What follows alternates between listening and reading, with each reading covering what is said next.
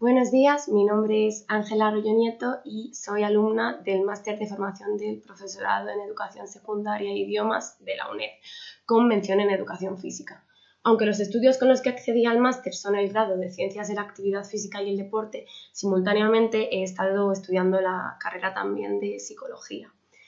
Para este trabajo de la asignatura de Procesos de Enseñanza y Aprendizaje de Educación Física y Deporte, he elegido el tema 4, que se ocupa de la atención a la diversidad en nuestra asignatura en Educación Física, y su correspondiente lectura, La diversidad del alumnado, prevención de problemas de aprendizaje y de convivencia, del autor Hernández y el año 2010. El título que he elegido para este trabajo sería el siguiente: El reto de la educación física para todos, inclusión y sensibilización. En primer lugar, el autor del capítulo se ocupa de definir lo que es la atención a la diversidad, que nos sirve para garantizar una educación integral para todos los alumnos. ¿Cómo se lleva a cabo? Mediante la identificación del alumnado con necesidades educativas especiales, que incluye a diversos grupos, discapacidades, trastornos,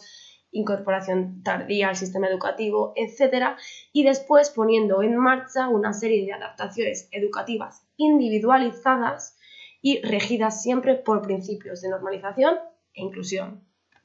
Al iniciarse el proceso inclusivo en los centros de educación secundaria y ya centrándonos en el área de educación física, nace una nueva necesidad en el profesorado, que sería la necesidad de preparación y formación, tanto de forma inicial como de manera permanente, con el fin de poder desarrollar en nuestras clases las actividades inclusivas y adaptadas que necesite el alumnado.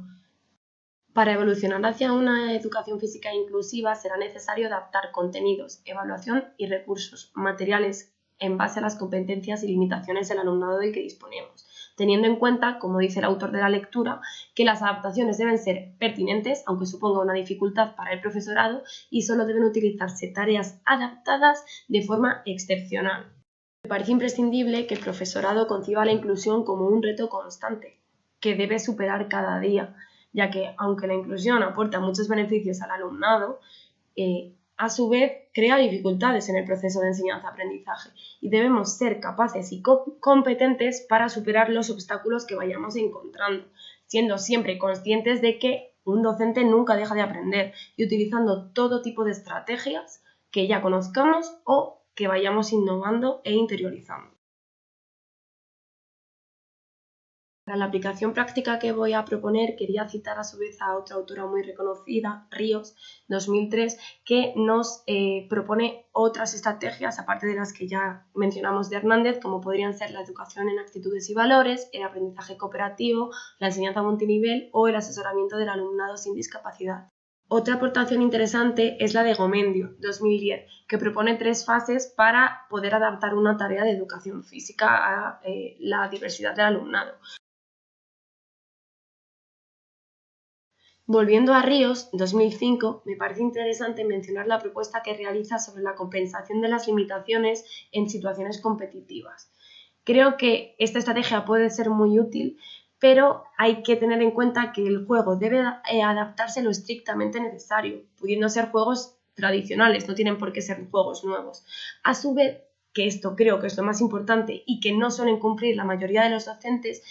es necesario que la persona con discapacidad pueda adoptar cualquier rol en el juego y no siempre tener el mismo. De la misma forma, sería muy interesante que todos los alumnos puedan pasar por todos los roles. De esta manera conseguiríamos también la sensibilización del alumnado y conseguiríamos que personas con discapacidad, ya sea simulada o no, jueguen a la vez con personas que no tienen ninguna discapacidad.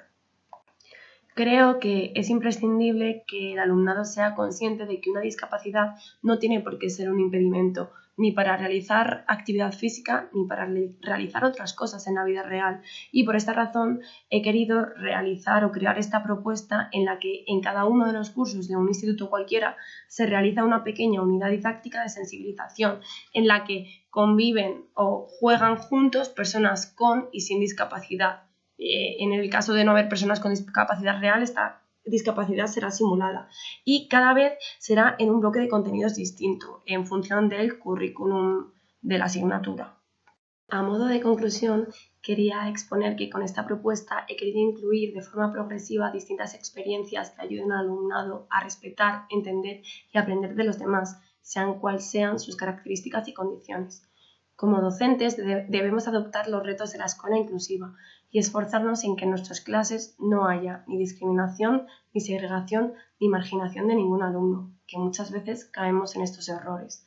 No podemos olvidar que el deporte, y más aún el deporte para todos, es una excelente herramienta para mejorar tanto el plano físico como psicológico y social de todas las personas, siendo además un medio muy útil para romper las barreras previamente establecidas. Para conseguir esto es imprescindible contar con un profesorado eficaz y que a la vez cuente con los apoyos y recursos suficientes para ir más allá de la integración, que es donde se suelen quedar muchos profesores, y llegar a conseguir la verdadera inclusión.